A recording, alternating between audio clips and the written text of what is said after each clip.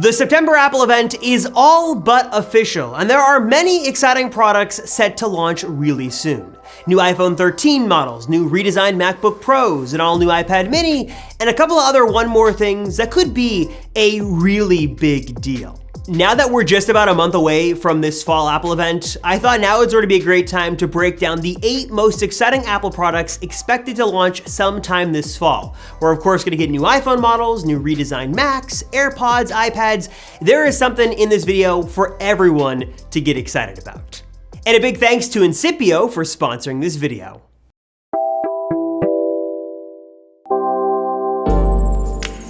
After a very abnormal year last year in 2020, Apple is definitely back on track here in 2021, and if the rumors and news reports are true, they could certainly end 2021 with a bang and release 8 to 10 new products without even batting an eye, and still having plenty of new stuff to show off in the coming months in 2022. But what are the specifics? What could we actually see launch in the September timeframe, and what is there to really get excited about? Let's kick things off with a product that has been rumored for many months, and that is AirPods 3. Now, believe it or not, AirPods 2 launched all the way back in March of 2019, which seems now at this point like centuries ago. According to the rumors, the big difference here with AirPods 3 is the design. Apple is sort of looking to adopt the design language of the AirPods Pro and bring that over to AirPods 3 with a very similar shorter stem and a very similar charging case to what we have on AirPods Pro, now coming to the regular AirPods 3. But the big point of contention here is not so much the design of the case or the stems, it's really the design of the part that goes into your ear. What is that part called? There's essentially some controversy on whether or not Apple is going to adopt silicone tips like what we have with AirPods Pro, or stick with just sort of a regular speaker grill like what we saw on AirPods 1 and what we have right now on AirPods 2. Some people really love the way that the silicone tips fit into your ear. They fit much better than basically the regular AirPods ever did, while others don't like that sort of pressure it creates. It could be uncomfortable. And if you believe the alleged leaked photos, it looks like Apple is not going to do silicone tips this time around and just sort of stick with the standard in-ear functionality that we have with AirPods 1 and AirPods 2, bringing that over and I guess keeping it the same on AirPods 3. But besides that big redesign, what other features could we really see on AirPods 3? Some have speculated that we could see Apple take some of the flagship features of AirPods Pro and bring those down the line to the regular AirPods, like active noise cancellation, transparency mode, spatial audio. Maybe as AirPods Pro get an update sometime next year, we could sort of bring some of those features down to regular AirPods 3, though some of that makes sense while some of it doesn't. Active noise cancellation and transparency mode certainly seem to me like more pro-end features and something Apple would want you to pay a premium for, so it sort of makes sense on why they'd want to keep those pro-specific. But spatial audio is an interesting one because we've seen Apple really tout this on Apple Music, on Apple TV Originals. Even more and more third-party streaming apps are starting to support spatial audio, and seeing as it's an important part of the Apple ecosystem, it does sort of make sense that they'd want to put spatial audio support in as many products as possible, including AirPods 3. Another product that has been getting a lot of controversy in the Apple rumor mill lately is the 6th generation iPad mini that is also set to debut sometime before the end of the year.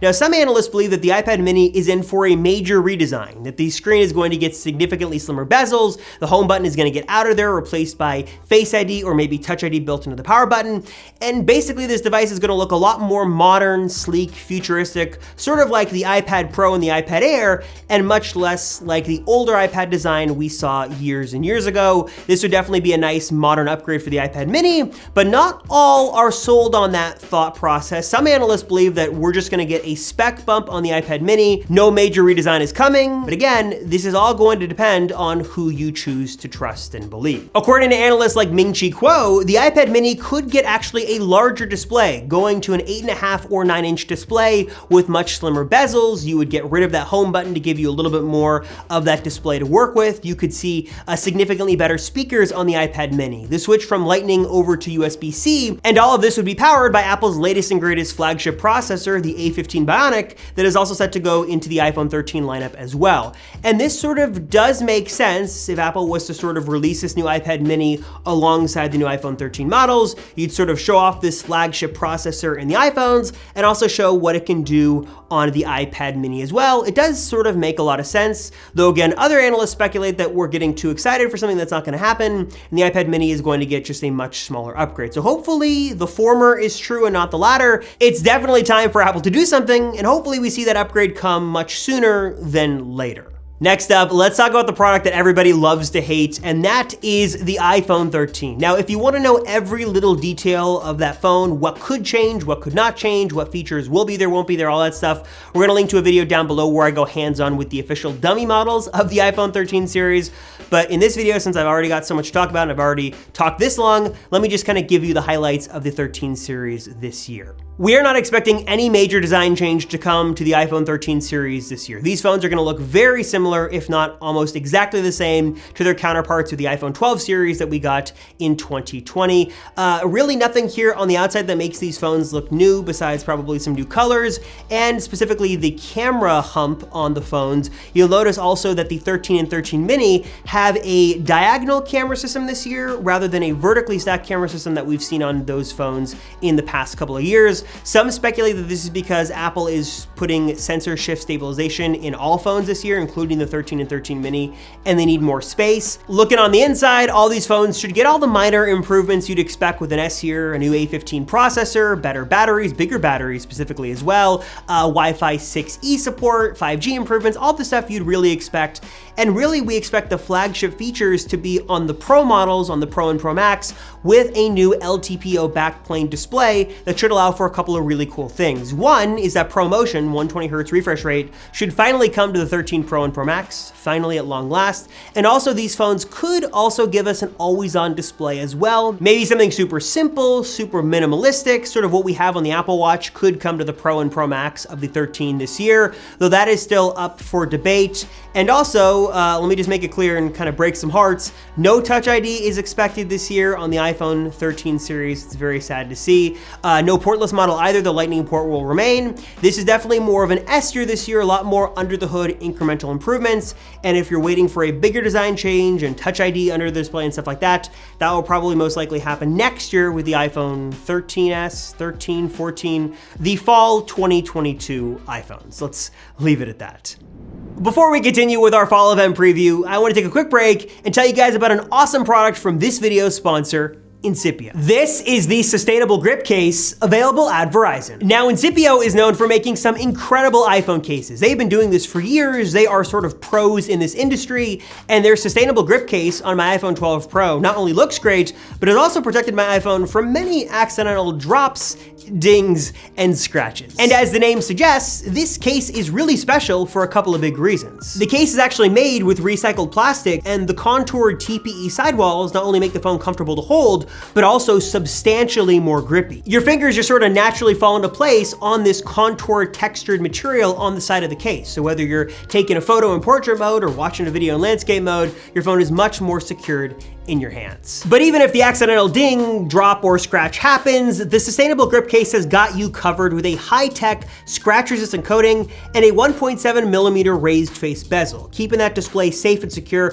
from scratches or cracks with best-in-class drop protection. It's also got an antibacterial treatment that reduces bacteria by 99%. In addition to all that, you're getting a case that is super sleek, slim, and lightweight. I love how slim this thing is. It's comfortable to hold in the hand. You're getting that extra grippy protection, and also you're getting full access to things like wireless charging and two awesome color options to choose from, a clear option, or my personal favorite, this black color is sleek and is really hard to beat. The sustainable grip case from Incipio is awesome and made with you in mind. It delivers this perfect combination of sleekness, simplicity, comfort, protection, grippiness. I love this sustainable grip case from Incipio. I know you guys will love it as well, and comes with a lifetime warranty also, which is super cool to see. So if you want to learn more and pick one up for yourself, hit that link down below to learn more.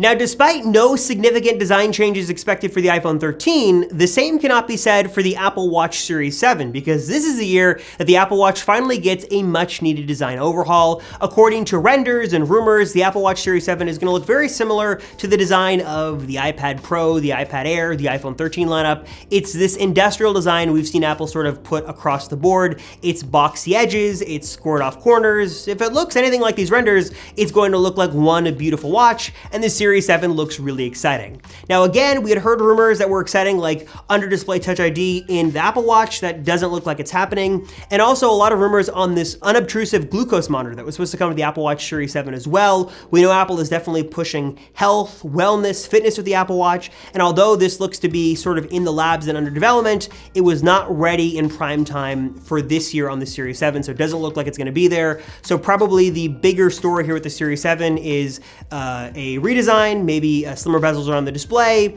and maybe some minor under the hood improvements like better battery life, better processor, stuff like that. No significant new features expected for this Series 7. Next up, we gotta talk about Macs, because Apple is now halfway through their promised 2-year transition window from Intel over to Apple Silicon, and there are still many Macs that need an update and many big rumored upgrades coming very, very soon. The first, of course, is the one I've been talking about for months, and that is the all-new MacBook Pro. We are, of course, expecting to see this at WWDC. It didn't happen for one reason or another, but now, according to the rumor mill, this device is coming this fall. Of course, to give you a little bit of a refresher, this is going to be a major redesign to the MacBook Pro, hopefully some different looks on the outside, and of course, the reintroduction of ports. You're gonna get a full-size HDMI port on here, a full-size SD card slot, MagSafe charging is finally coming back in one form or another, the touch bar is going away, mini LED displays are coming in, lots of big improvements are coming to the MacBook Pro models this year, and yes, multiple models are expected, a 14-inch model and a 16-inch model, and these should be powered off of the M1X processor, basically the next iteration of the M1. So a lot to look forward to here with this pro-end, pro-focused Apple laptop. The new MacBook Pros are coming with a lot of really exciting features. But that's not all. Apple is also expected to be working on another redesigned Apple laptop as well that could launch this year, and that is the all-new redesigned MacBook Air. Now we got some details from this originally from Jon Prosser a couple of weeks ago, who showed off some beautiful renders of this new MacBook Air that, if true, this thing just looks downright amazing. Again, it's embracing that boxy corner, squared off edge design that we have with the iPad Pro, iPad Air, iMac. It's the new industrial design that looks really great. We could see some new colors come to the new MacBook Air as well, some USB 4 ports, MagSafe charging. This just looks like a really nice Apple laptop, really giving a nice premium boost to sort of the entry-level Mac. MacBook Air has always sort of been known for that, and this would all be powered off of a slightly tweaked M1 processor that would sort of be a little bit faster than the M1 we have right now. So no word if this would be the M2 or the M1, I don't know, X2, whatever Apple calls it. Right now, we just know it's going to be a slightly tweaked version of the M1 going into this all-new MacBook Air that could potentially launch sometime this fall. And rounding out the list of some other Macs we could see sometime soon is a new Mac Mini and a new Mac Pro. We know Apple is working on a redesigned, pro-focused Mac Mini that should have the same processor as the new MacBook Pro. That looks to be super cool, and the renders for that look amazing. And also, a new Mac Pro is also in the works as well. Well, I guess 2 Mac Pros are potentially in the works. One is sort of this bigger, redesigned powerhouse that runs Apple Silicon, the new Mac Pro for the future. And one is a slightly updated version of the Intel Mac Pro we have right now. And that is it. That is the September event preview for Apple, all the stuff coming this fall. And now is the time for you to answer, what are you most excited to see? Are you just looking for a smaller upgrade, maybe AirPods 3, maybe a new iPhone, you'll be happy? Are you waiting for those all new MacBook Pros? Or are you holding out hope for the Apple Silicon Mac Pro that could come next year? Maybe some kind of surprise to the Intel Mac Pro this year. What are you most excited to see from Apple this fall? What are your thoughts on the iPhone 13 upgrade? Is it worth it? Is it not? Leave all your thoughts down below. We can discuss as always. And that's my cue to sign out. Thank you guys so much for watching. I'm Robert Rosenfeld from the Apple Circle. I appreciate it. Thank you for watching, and I will see you all in the next one.